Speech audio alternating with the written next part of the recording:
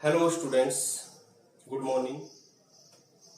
देखो, आज 12th class की फिजिक्स का हिंदी मीडियम के टॉपिक है आवेश निकाय के कारण विद्युत क्षेत्र की तीव्रता, यानी कि electric field intensity due to a system of charge.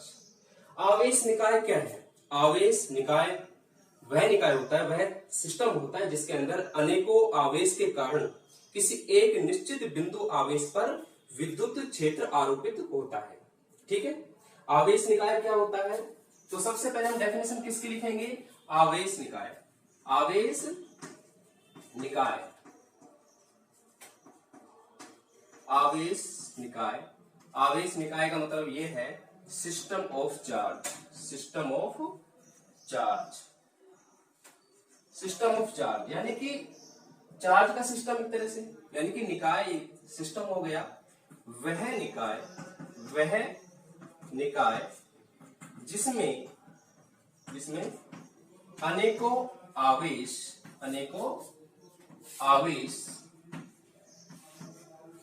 विद्यमान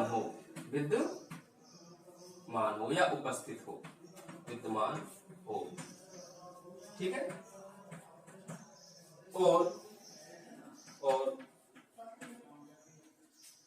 अनेकों आवेशों से और इनसे अलग अलग बिंदुओं पर, अलग अलग किसी एक बिंदु पर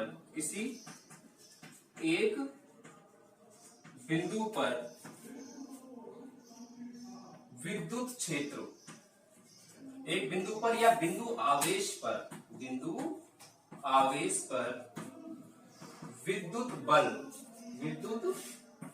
विद्युत बल अगर आरोपित होगा तो विद्युत क्षेत्र की तीव्रता भी आरोपित होगी। तो विद्युत बल के अंदर क्या है? इसके अंदर विद्युत बल बटा आवेश। जिस बिंदु आवेश पर हमें विद्युत क्षेत्र की तीव्रता ज्ञात करनी है उसी को क्या कर देते हैं? डिवाइड में, यानी कि इकाई आवेश पर विद्युत बल जो आरोपित होता है उसी को क्या कहते हैं हम?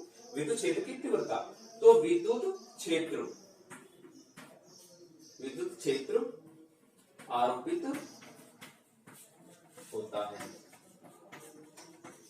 ठीक है, अब हमने ये मान लिया। अब देखो, इसके अंदर यानी कि आवेश निकाय के कारण विद्युत क्षेत्र की तीव्रता ज्ञात कर पाएंगे वो अध्यारोपण के सिद्धांत के अनुसार कर पाएंगे। अध्यारोपण के सिद्धांत के द्वारा हम ज्ञात कर सकते हैं।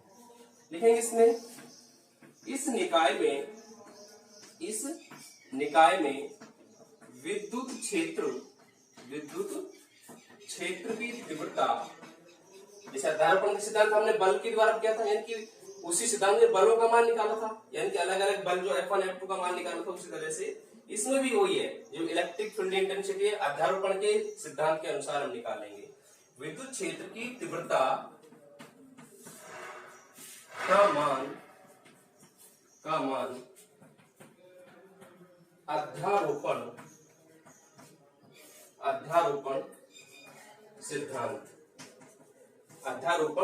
सिद्धांत के द्वारा ज्ञात किया जाता है। अध्यारोपण का सिद्धांत सुपरपोजिशन प्रिंसिपल। ठीक है, यह सिद्धांत क्या कहता है? अध्यारोपण सिद्धांत के अनुसार अनेकों बिंदु आवेशों के कारण किसी एक निश्चित बिंदु आवेश पर विद्युत क्षेत्र की तीव्रता का जो मान है वो सभी विद्युत क्षेत्र की तीव्रताओं, अनेकों जो आवेश है उनकी सबके अलग अलग विद्युत क्षेत्र की तीव्रता होगी, उन सभी विद्युत क्षेत्र की तीव्रताओं के सदिश योग के बराबर होता है। यानी कि हम इसको परिणामी विद्युत क्षेत्र की तीव्रता भी कह सकते हैं। परिणामी यानी कि टोटल जो उसके अंदर वेक्टर सम हो गया, सदिश योग के बराबर होती है। तो अब इसमें लिख रहा हूं मैं यहाँ पे, इस अध्यारोपण के सिद्धांत क्या है? अध्यारोपण सिद्धांत के अनुसार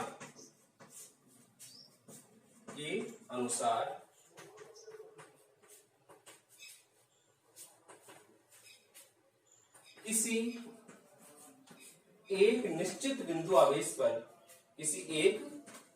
निश्चित बिंदु आवेश पर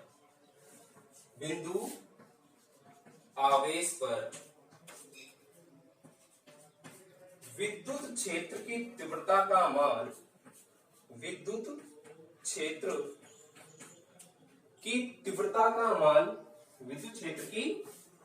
तीव्रता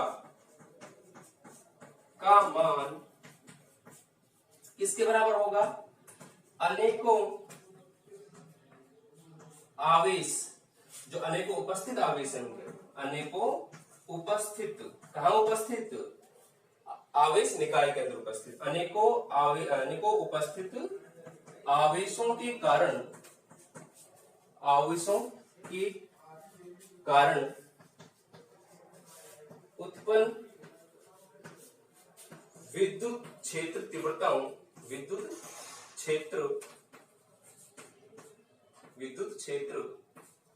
की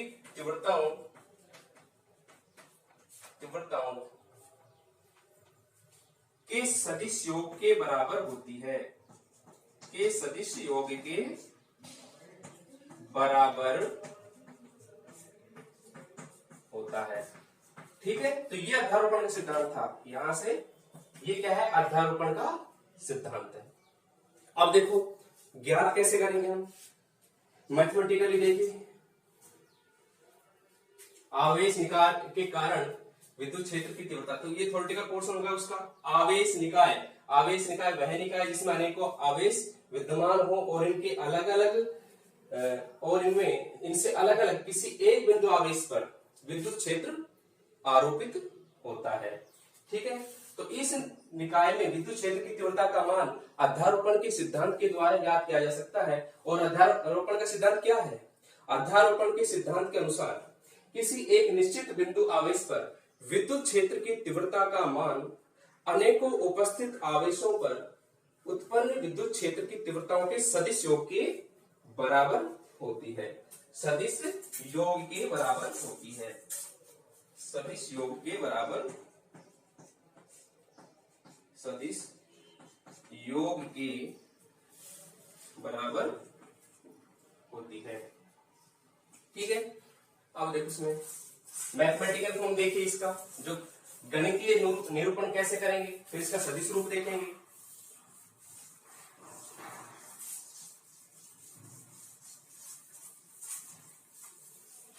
तो सबसे पहले देखो इसमें क्या है, एक आवेश निकाय। तो एक आवेश निकाय बना रहे हैं और हम इसको निरूपित करेंगे 3 डायमेंशन के अंदर। जैसे हमारा ये त्रिविमीय निर्देशांक तंत्र है, ये एक्स अक्ष हो गया, ये वाई अक्ष हो गया, ये जेड अक्ष हो गया।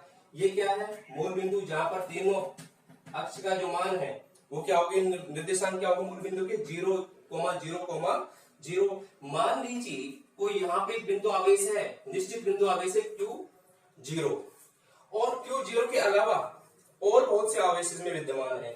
जैसे मान लीजिए यहाँ पे Q1 है, यहाँ पे Q2 है, यहाँ पे Q3 है और अप टू n। यानी कि हमें ये माना आवेश निकाय में अनेकों आवेश Q0, Q1, Q2, Q3 up to Qn, यानी कि टोटल कितने होंगे? n आवेश विद्यमान है, उपस्थित है। ठीक है, तो हम निकालेंगे किसके कारण, यानी कि Q नोट पर निश्चित बिंदु आवेश क्या है? Q0 पर अनेकों आवेशों के कारण विद्युत क्षेत्र या विद्युत क्षेत्र की तीव्रता, विद्युत क्षेत्र की तीव्रता। ठीक है, अब देखो कैसे करेंगे। सबसे पहले अलग अलग जो आवेश है उन सबके बिंदु जो स्थिति सदिश है वो अलग अलग होंगे।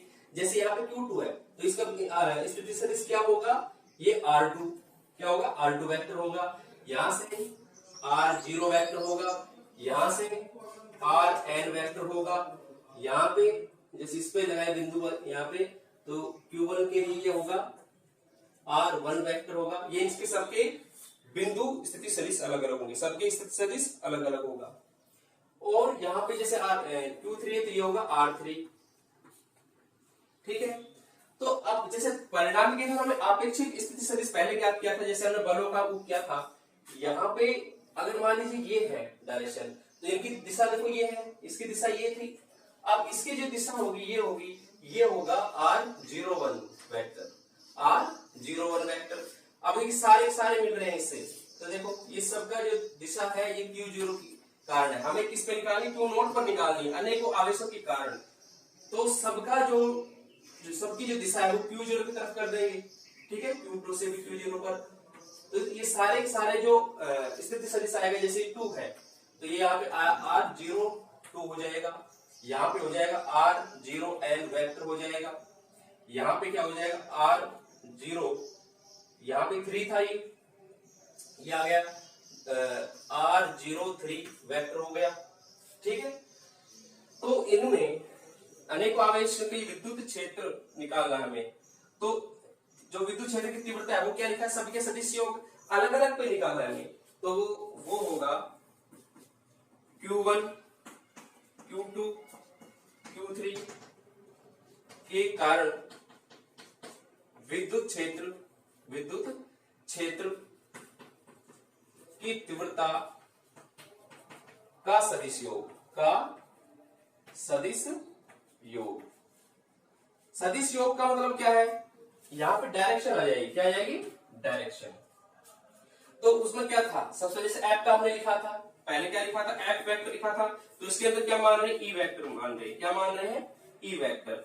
और ई वेक्टर क्या होगा, यहाँ पे आएगा Q1 के कारण है, तो 1 अपॉन यहाँ पे Q1 Q2 के कारण Q0 पे हो रहा है। तो सबसे पहले जैसे एफ लिखा था हमने, तो एफ वेक्टर क्या लिखा था, F1 vector plus F2 vector plus F3 vector up to Fn vector.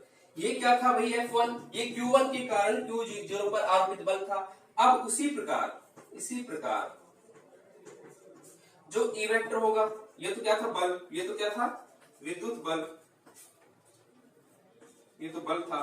और ये क्या हो जाएगा, विद्युत तीव्रता, E वेक्टर है जो, ये हो जाएगा E1 vector plus E2 vector plus E3 vector और अप टू कहां तक, En वेक्टर। इनके सदिश योग के बराबर है। ये E वेक्टर है, वो क्या है, बिंदु Q0 पर अनेकों आवेशों के कारण विद्युत क्षेत्र की तीव्रता का मान है।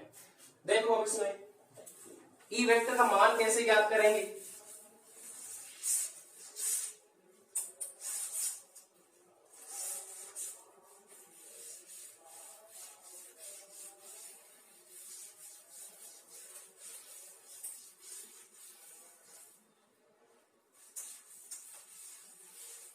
देखो जैसे E वेक्टर है, E1 वेक्टर है, मान लीजिए E1 वेक्टर है, तो E1 वेक्टर है वो 1 और 0 यानी कि 1 upon 4 pi epsilon not. F1 की बात करें पहले, F1 ये होगा Q1 Q0 upon R square, R01 square, और डायरेक्शन इसकी होगी 01 का कैप, ये रहेगा। सेम उसी तरीके से जो E1 वेक्टर होगा और R0n कैप, सबके अंदर वही सीरियल बन गया, ठीक है। तो इसको ज्वाइंट फॉर्म में लिखना चाहें तो देखो ज्वाइंट फॉर्म में मैं लिख रहा हूं, यहाँ पे जो कुल विद्युत क्षेत्र की तीव्रता है बिंदु आवेश Q0 पर, तो इधर देखिए उससे बना रहे फॉर्मूला, तो 1/4 पाई एप्सिलॉन नॉट तो कॉमन ले सकते हैं, ठीक है, 1/4 पाई एप्सिलॉन नॉट कॉमन ले सकते हैं, बाकी इसके अंदर सबके अलग अलग है। ब्रैकेट में क्या आ जाएगा, इधर ब्रैकेट में ये आया Q1 अपॉन R01 का स्क्वायर, R01 का cap plus Q2 upon R02 का स्क्वायर, R02 कैप प्लस ये हो गया Qn, क्या है यहाँ पे, Qn R0n का स्क्वायर और R0n का कैप, ये आया इसके अंदर, ठीक है। आप समेशन फॉर्म लिखें, क्या लिखें, समेशन फॉर्म। तो समेशन फॉर्म क्या होगा, देखो इधर लिख रहा हूं टोटल, डायग्राम को मिटाने के बाद लिख रहा हूं समेशन फॉर्म में टोटल जो बनेगा, ये आएगा रिजल्ट इसका, E वेक्टर 1/4πε0 तो कांस्टेंट था, ठीक है। और समेशन क्या बनेगा, i इक्वल टू 1 से स्टार्टिंग है, ये हो जाएगा क्यू आई वैल्यू 1 से स्टार्ट करेंगे और कहां तक चलेंगे, एन तक। स्टार्टिंग 1 से होगी, खत्म कहां पे होगा, एन तक, 1 2 3। और इसी तरह ये हो जाएगा 0 होगा, ये तो फिक्स है, और यहाँ पे आई का स्क्वायर और r0i का यहाँ पे क्या है, कैप। अगर ये ना हो तो इसका केवल क्या है, परिमाण। ये आ जाएगा तो क्या बन जाएगा, सदिश रूप बन जाएगा। वेक्टर कब हटेगा, जब ये ना हो, तो ये सदिश रूप आ गया इसका, ठीक है। तो ये क्या है, इसका सदिश रूप है। केवल परिमाण निकालना है, का परिमाण, उसको क्या कहते हैं, वेक्टर हट जाएगा तो आएगा केवल ई। तो ई की जो वैल्यू आएगी वो क्या आएगा, 1/4πε0 summation i equal to 1 up to n, और QI अपॉन R0i का स्क्वायर। अब ये कैप नहीं आएगा यहाँ पे, ठीक है। ये तो है परिमाण, और ये इसका क्या है, सदिश रूप, ठीक है। तो ये था इसका अध्यारोपण का सिद्धांत। जिस तरह हमने बल का किया था, सेम इस तरह ये, ठीक है। Thank you.